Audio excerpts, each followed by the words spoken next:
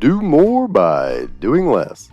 With me, Charles Alexander, for small business owners, startups, and busy folks. Looks like you've been missing a lot of work lately. I wouldn't say I've been missing it, Bob.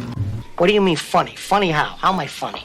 Clark, that's the gift that keeps on giving the whole year.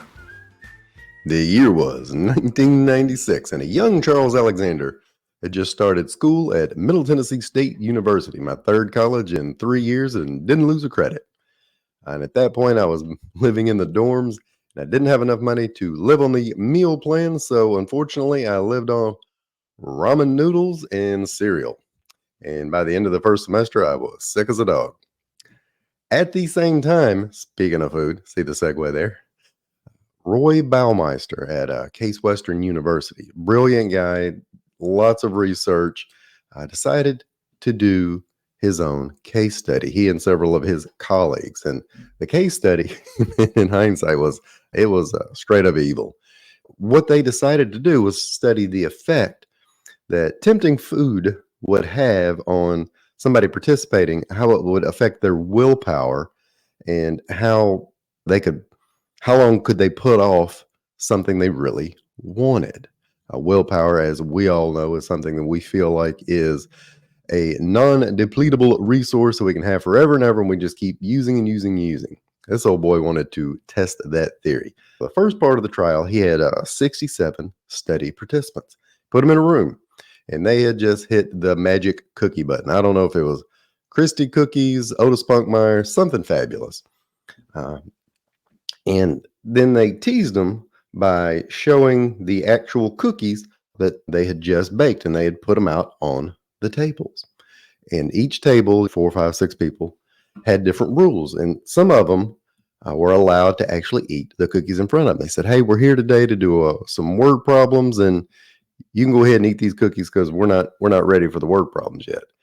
And the other folks, they told them, no, you don't eat the cookies yet. Now, granted, they can see the other people eating the cookies. They said, no, we don't have that. Gosh, we're looking around. We don't have anything for you. Here's some radishes. We had some radishes from a previous test. Radishes. And by the way, the difference between a radish and a beet, I have no clue. One's red, one's not. So they put the radishes out instead. And a lot of these folks, they weren't happy about it. I think a few even tried it. At one point, a couple of them would pick up the cookies and they would just like sniff and look around, and they'd all giggle. I think they thought it'd be okay. After the little bait and switch there, they decided to give the participants a study, a persistence testing puzzle of sorts. The effect of this manipulation that they were doing was seen immediately. Those who ate the radishes, and I don't know how many people ate radishes. I'm guessing like one dude did it to prove a point. They had far fewer attempts and devoted less than half the time to solving this puzzle compared to the folks that got to eat the magic, we're going to go with Otis Spunkmeyer cookies. In other words, those folks that had to resist eating these beautiful cookies and got stuck with radishes couldn't fully finish the test. They were too tired. They were too frustrated. They had gone as far as they could. The folks that ate the cookies, I think they had worked like twice as long on this puzzle. I don't know what kind of puzzle it was. It's not a jigsaw puzzle. It's a word puzzle.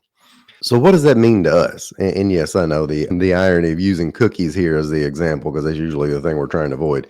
We can't get through life and the time we want and everything else we want by simply using willpower only.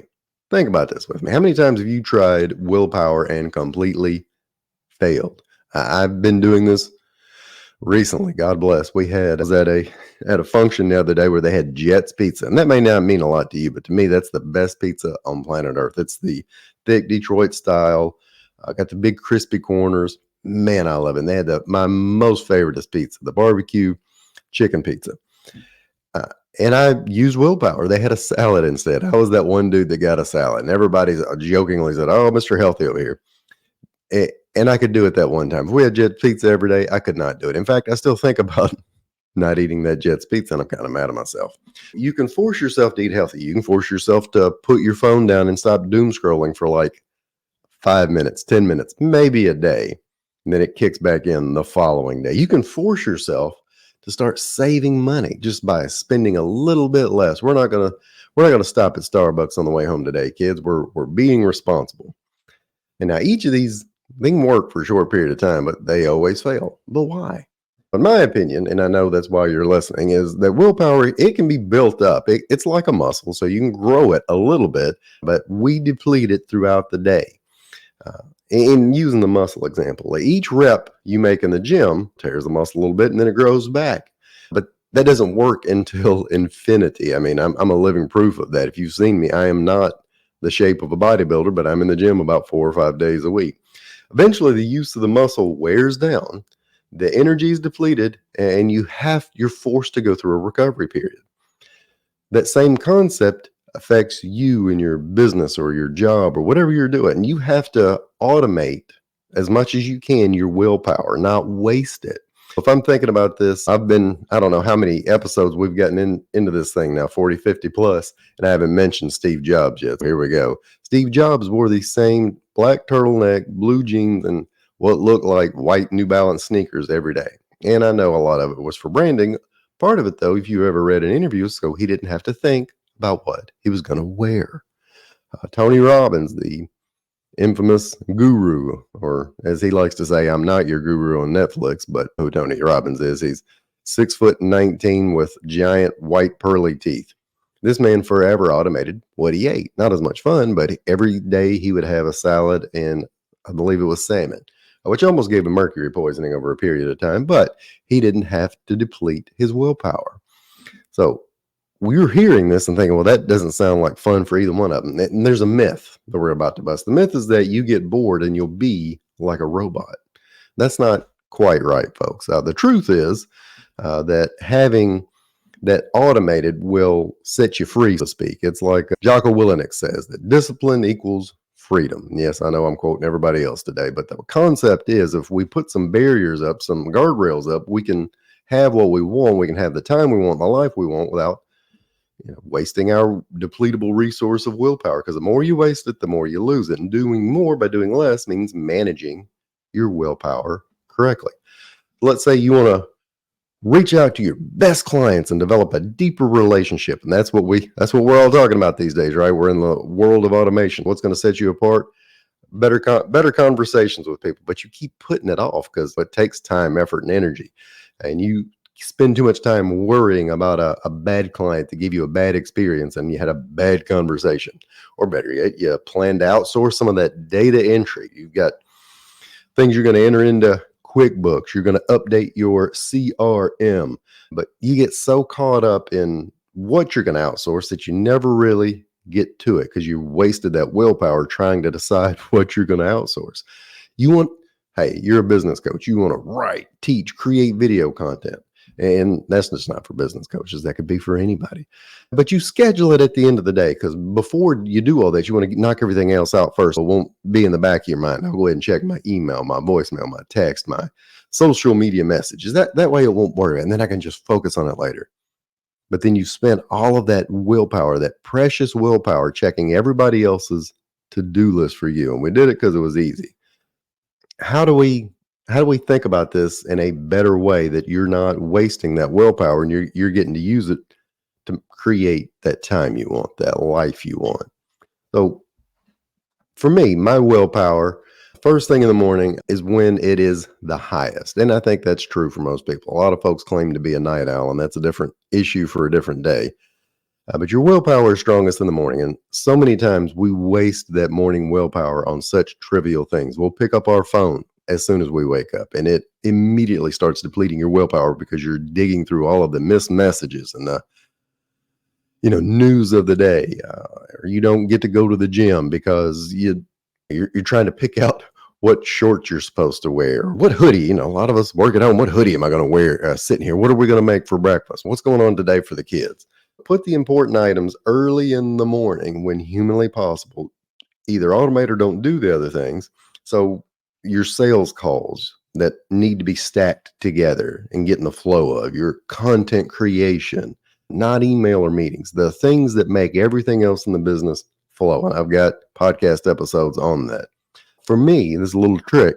I do Tuesdays instead of Mondays now. Forever, I would always put my Most important things of the week we're going to do first thing Monday morning because I'm energized from the weekend. Well, more times than not, my energy from the weekend is pretty high until about Sunday night. And then I start thinking, I got all this crap I got to do tomorrow.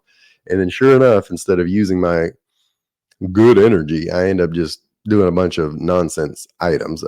And I've learned to just kind of let that go. Monday mornings, I might have high energy, but I don't have high willpower. My Tuesday mornings, I'm kind of a rock star. Tuesday mornings are good. Another thing, you want to build that willpower? Take your magic device that loves to distract you and tell you about all the things and go put it somewhere else. Put it in another room. Yes, I know that an emergency could happen, but literally think about how many really big emergencies you've had that your phone got you in touch with that you saved the day. It's around 0.0%. Those of you that have a goofy watch that can tell you something important, you'll still have some sense of distraction. I don't even have that. I have a Fitbit. Sarah got me an Apple Watch one year, and we took it back the following day because then I realized I was getting distracted at two places. But take your phone, either turn it off, put it in another room. That automates willpower. And put another thing, every time you have a fleeting thought through your head that you think, you must immediately Google, and that's your ego, your amygdala, whatever you want to call it, that wants you to go do another thing real quick because we don't have our attention span built up anymore. Write it down. I've done this for a long time where I'll just keep a big old list of things written down next to me. Anytime I have a fleeting thought that I think I must know the answer to right now.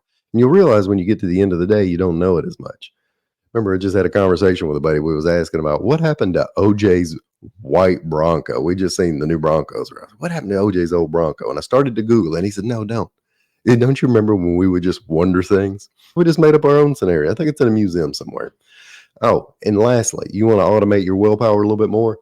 Have office hours. And yeah, I know that's silly if you're working at home or if you're working in a small office, but shut your door or tell folks who normally interrupt you, say, hey, I won't be available during this period of time because, and then tell them why you won't be available. Tell them if you need me, here's how to get in touch with me.